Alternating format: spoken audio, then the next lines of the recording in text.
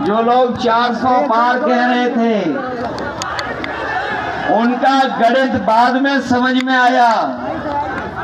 वो 400 सीटों के बारे में बात नहीं कर रहे थे, वो ये कहना चाहते थे कि 543 में 400 के पार जितनी सीटें बच रही हैं, केवल उतनी जीतेंगे। 543 के बाद 400 सीटों के पार केवल 143 सीटें बच रही हैं। लेकिन इस बार देश की जनता ने 140 करोड़ लोगों ने मन बनाया है कि इन्हें 140 सीटों के लिए भी तरसा देंगे। इस बार भारतीय जनता पार्टी का जो रथ निकला है वो फंसा नहीं है, इस बार धंस गया है।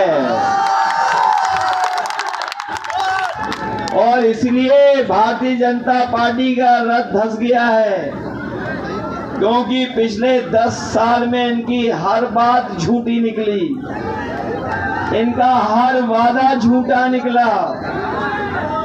किसान से लेकर के नौजवान से लेकर के व्यापारियों तक को इन्होंने धोखा देने का काम किया।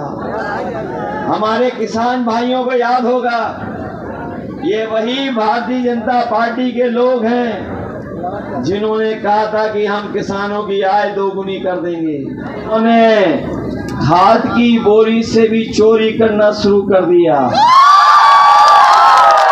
हमारे किसान भाई जानते होंगे, पहले 5 किलो चोरी की, फिर 5 किलो चोरी कर ली। इन्होंने बोरी के चोरी के साथ साथ आपको डीएपी खरीदने के लिए, नैनो यूरिया को भी खरीदने के लिए मजबूर बना दिया। याद है किसान भाइयों के नहीं याद है आपको? और नैनो यूरिया इसलिए खरीदवा रहे थे कि ये जब हमारा किसान इसको खेत में फसल की में डालेगा तो उसकी पैदावार भी बढ़ जाएगी, उसे लाभ भी मिल जाएगा। लेकिन बताओ किसान भाइयों, नैनो यूरिया से आपकी कौन सी पैदावार बढ़ गई? शायद हमारे किसान भाई नहीं जानते होंगे। जो लोग नैनो यूरिया बनाए थे वो भी विदेश भाग गए, जैसे बड़े बड़े उद्योगपति भागे थे भारत का पैसा लेकर के। नैनो यूरिया वाला भी भाग गया, वो भी ढूंढने से नहीं मिल रहा है। इसलिए आपसे हम निवेदन करने आए हैं, ये भारतीय जनता पार्टी के लोग वही हैं जिन्होंने काले कानून लाने का काम किया था। और अगर वो काले कानून लागू हो गए होते तो हमारे किसानों की पैदावार की तो लूट कर ही लेते, उनकी जमीनों पे भी कब्जा करना शुरू कर देते।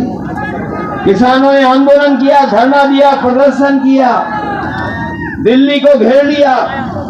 उन्होंने परवाह नहीं की, कीलों की परवाह नहीं की। पुलिस प्रशासन जो रोक रहा था, हमारे किसान पूरे देश के धरने पे बैठे रहे, तब जाकर के काले कानून वापस हुए। लेकिन आज भी किसानों की अपनी मांग जो एमएसपी को लेकर के पूरी नहीं हुई है। इसलिए अपने किसान भाइयों को कह के जा रहे हैं, इंडिया गठबंधन की सरकार बनने जा रही है। आपकी फसल की कीमत दिलाने के लिए, आपकी फसलों का लाभकारी मूल्य दिलाने के लिए हम लोग आपके लिए एमएसपी का कानून लागू कर करके आपको अधिकार दिला करके आपको खुशहाल बनाने का काम करेंगे। जहां एक तरफ बड़े बड़े उद्योगपतियों का कर्ज माफ हुआ है, बड़े बड़े कारोबारी जिन्होंने बैंकों से कर्ज लिया था, इन भारतीय जनता पार्टी के लोगों ने उद्योगपतियों का, कारोबारियों का कर्ज माफ कर दिया, जिसका अनुमान 16 लाख करोड़ था। लेकिन अब सुनने में आ रहा है 10 साल के अंदर इन भारतीय जनता पार्टी के लोगों ने 25 लाख करोड़ बड़े बड़े उद्योगपतियों का कर्ज माफ कर दिया। सोचो, बड़े उद्योगपति कारोबारियों का, बैंकों का कर्ज उन्होंने 25 लाख करोड़ माफ किया। लेकिन वही हमारा किसान जो लाखों का कर्जदार है, करोड़ों का भी कर्जदार नहीं है, इन्होंने किसान का दुख दर्द नहीं समझे, उनकी मुसीबत परेशानी को नहीं समझे। इन्होंने कारोबारियों का कर्ज माफ कर दिया, लेकिन हमारे किसान और गरीबों का कर्ज माफ नहीं किया। इस बार इंडिया गठबंधन ने तय किया है कि अपने किसानों का, गरीबों का लाखों लाख जो कर्ज है उसको माफ करने का काम होगा। जब तक कर्ज माफ नहीं होगा, कानूनी अधिकार नहीं मिलेगा एमएसपी के लिए और महंगाई पे नियंत्रण नहीं लगेगा, तब तक हमारा किसान खुशहाल नहीं हो सकता। गरीब को, किसान को खुशहाल बनाने के लिए काम करेंगे। वहीं हमारा ये नौजवान पिछले 10 सालों में नौकरी का इंतजार करता रह गया। ये नौकरियों को लेकर के समय समय पे इन्होंने परीक्षाओं की तैयारी की, फॉर्म भरा, परीक्षा के लिए कोचिंग करके गए, लेकिन जब परीक्षा देने हमारा नौजवान गया पढ़ा लिखा और घर लौट करके आया तो पता लगा पेपर लीक हो गया। इस सरकार ने सब पेपर लीक करा दिए। बताओ, सब पेपर लीक हुए कि नहीं हुए? हमारा नौजवान गिन रहा है कि एक परीक्षा नहीं, न 2, न 3, 4, 10 से ज्यादा है परीक्षाओं के पेपर लीक करा दिए, रद्द हो गई परीक्षाएं। ये सरकार ऐसी है, बताओ, जो अपना लीकेज नहीं रोक पा रही है।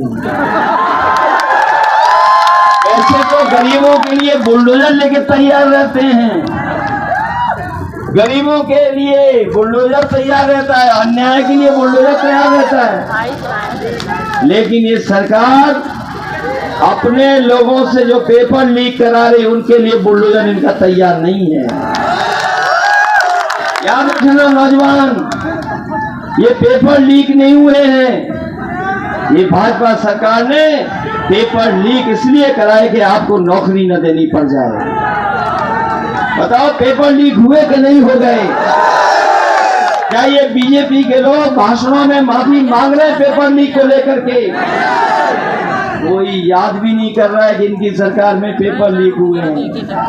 न केवल पेपर लीक, बल्कि हमारे नौजवान जो सुबह उठ करके फौज की तैयारी करते थे, वर्दी पहनने के लिए, देश की सीमाओं की रक्षा करने के लिए, वो अग्निवीर व्यवस्था भी इन्होंने आधी अधूरी कर दी, 4 साल की नौकरी कर दी। हम अपने नौजवानों को कह के जा रहे हैं, ये फौज की भर्ती में जो अग्निवीर लेकर के आए हैं, 4 जून के बाद इंडिया गठबंधन की सरकार बनेगी और अग्निवीर व्यवस्था हमेशा हमेशा के लिए खत्म हो जाएगी। हमारे नौजवानों को पक्की नौकरी दी जाएगी। जो सम्मान के साथ वर्दी पहनना चाहते हैं, उन्हें पक्की नौकरी दे करके हम अपने नौजवानों को देश की सीमा के रक्षा पे भेजने का काम करेंगे। बताओ, धोखा हो रहा कि नहीं हो रहा आपके साथ?